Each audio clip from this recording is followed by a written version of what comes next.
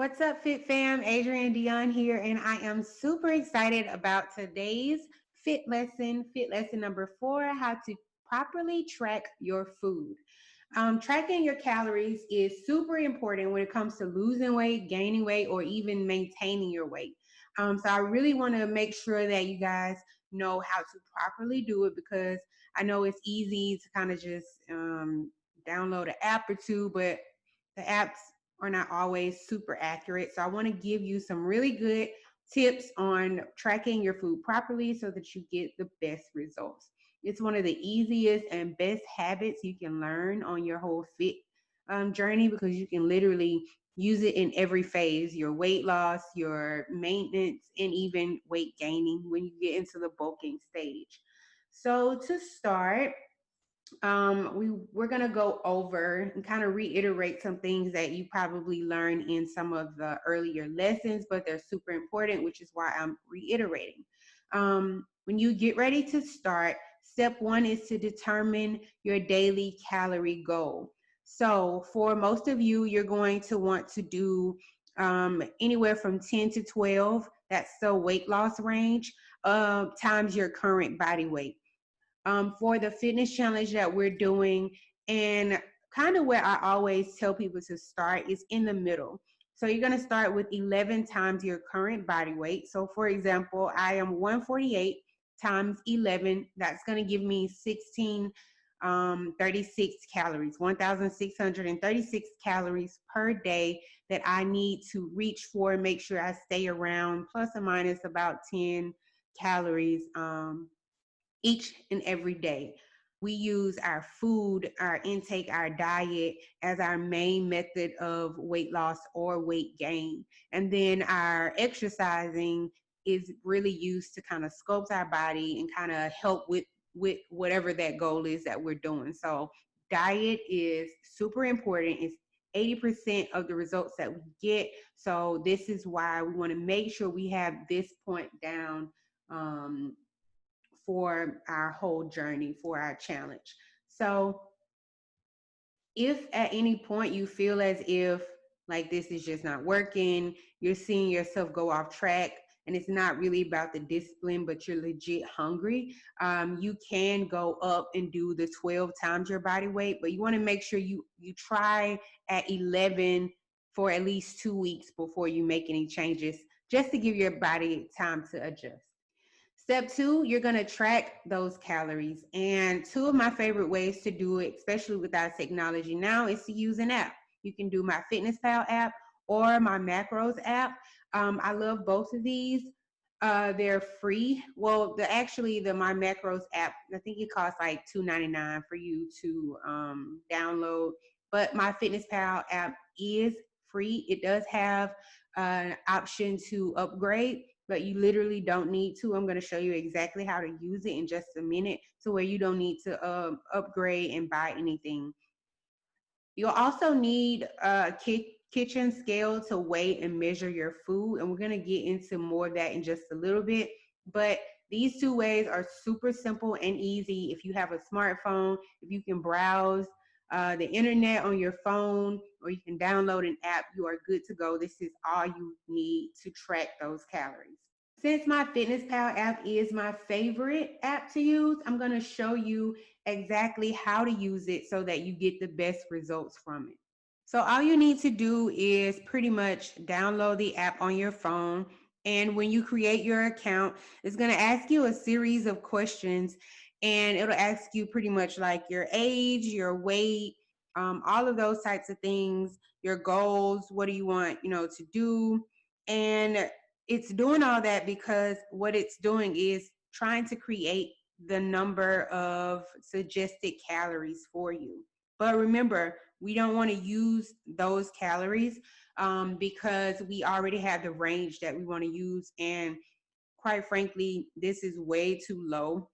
Whatever they're going to suggest is way too low for you. So you just need to go by basically what we just discussed on how to determine how many calories you need a day. So once you create the account, you'll see this screen come up, and this is basically what they told me. You see it's much lower. So I'm going to show you exactly how to change that. Once you click continue, it'll come up to this screen. And what you need to do is go to the lower right corner, click on more. And when you do, it'll bring you to this screen and you need to click on goals and then edit profile. And at the very bottom, you'll click on goals again. And once you do that, it'll bring you to this screen. Under nutrition goals, go to calorie, carbs, proteins, and fat goals. And this is where you can manually put in the number of calories that you want as your default goal. So basically, you just need to go to your calculator, figure out what that number is, and you'll see me doing it here. I actually forgot the number that it gave me, so you'll see me put it in wrong. But nevertheless, that is the number that you need to use for your goal. So you just put it in there. And then as far as the carbohydrates, proteins, and fats, basically, we'll get into that later on in the year. But for now, you can pretty much just mimic what I did, 40 and 30 and 30 for your protein and fat. Um, that's that can be a way to help you on your fitness journey, but right now we're just going to focus on the calories because that's going to be the most important thing. And after you do that, you're pretty much going to go back to your home screen and you'll see the number that you changed it to reflected in that top portion of the screen. And basically, you're good to go. So at this point, all you have to do is start entering your food. And I love MyFitnessPal because the database is so huge. It's been around for a while and it's pretty accurate for the most part, but you'll pretty much just be able to go in and put in any food that you're eating. You can just kind of see me putting in some sample things for breakfast. Just make sure that when you're putting it in, you're looking at the number of serving sizes and make sure that it reflects what you're actually eating. You can even put in things like sauteed kale or baked chicken. It's really, really good with the database. So just make sure whatever you're eating, you're inputting it in. And even if it's not in the database, you can go in and add the food. Or if, like, say you're out eating and you want to put in uh, some certain foods, because actually you can put in like even Wendy's, Baconator or something. It's pretty much in in this database as well. But say you're trying to put in something and you don't find it, but you know the number of calories, you can actually just go in and do a manual add food and just put in the calories that way as well. So it's really, really good. But as you put in the food, you'll see that number at the top decrease, and it'll let you know how many calories you have remaining for that day. And the other good thing about it is pretty much, I know it seems overwhelming, but you pretty much eat the same amount of food every day. So once you get in a good week of the food that you eat, it'll be easier for you to put that in. And then rarely, from time to time, you'll introduce some new foods and you can just add that in as you go. Another way of inputting the food is by scanning it. So all you'll need to do is just at the top, when you're adding food, you see the little barcode.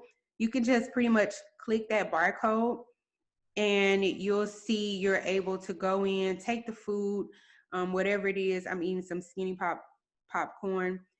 Match that little thing up with the scanner, the barcode, and you'll see that it's in right there. So that's pretty much how you add the food to MyFitnessPal. Now, there are some things that I want you guys to know.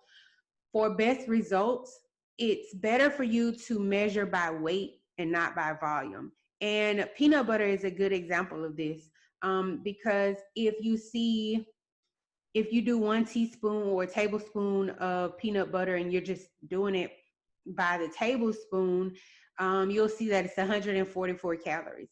But if you actually do 1 tablespoon by weight, which is supposed to be equivalent to 16 grams, then you'll see the calorie count is much lower. Because basically when you measure by volume, you can pretty much pack stuff in there, but that's not going to be an accurate calorie count as it would be if you weighed by the weight, which is like grams. So make sure that whenever you're inputting the food, you do it by the weight, by the grams is best. Also, always check for accuracy in the numbers, because most of the things are, I mean, it's a computer, so it can make mistakes. Also, sometimes humans add numbers. So just make sure that even if you're scanning items, you check for the accuracy in the numbers on the nutrition label. Also, if you're weighing raw, which is the better way of weighing food, if you weigh it raw, log it raw. And if you weigh it cooked, then make sure that you log it cooked. And you'll see when you're adding different food items, it'll say cooked or, you know, raw, whatever. Just make sure you choose the one that's for cooked if you're weighing it cooked, or raw if you're weighing it raw.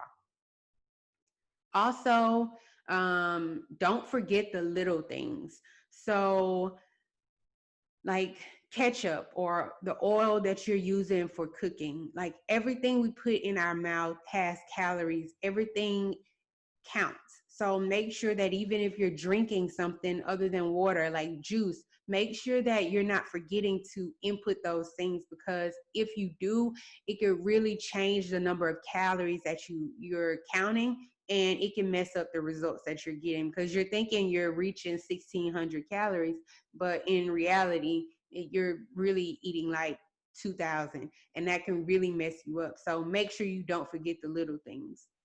Also, if you're adding food, like if something's not in the database, like I was just talking about, and you manually add it, you don't need to add like all the numbers. If you just add the calories, the carbs, proteins, and fat, that's good enough. And then the last thing, which is super, super important, there's an option where you can add food and exercise and water. Do not add in the exercise or allow it to monitor your steps, because this app, what it does is it takes in account the exercise and it adds calories back. So if say you work out for an hour and a half, and it'll say, oh, you burned 600 calories, so you get to eat 600 more calories. We don't want that. We want to stick to our number. So don't add in your exercises, because it will give you extra calories, and you don't want to do that. So all of the links to things you'll need are in the video description below. It's all on Amazon. So if you don't have a kitchen scale, I pretty much just put in links of the things that I use, like the meal prep containers, the BCAAs I talked about for like cardio and faster cardio. If you're doing that, you'll need some BCAAs. I put in the link to the ones that I use. It has different flavors, so you can choose. Also, any measuring cups and spoons if you don't have them. And also, my favorite protein powder. It's vegan, but it's really good.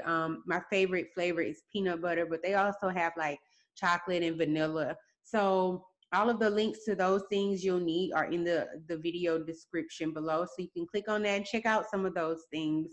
But this is how you properly track your food. You want to make sure that you insert everything so you know the number of calories, and it is like a foolproof way of making sure you hit your calories and you're actually meeting your goals, whether it's maintaining your weight, losing weight, or if you are trying to bulk. So this is one of the easiest, best ways. If you guys have any questions, make sure you let me know. Send me a direct message, email me, or just write it in the feed in our group, and I'll be sure to answer. All right, you guys, this is the end of our fit lesson on tracking your food. Good luck with everything. Make sure you're drinking all of your water, you're hitting your calories every day, and you're hitting the gym. All right, you guys, I'll talk to you later. Bye.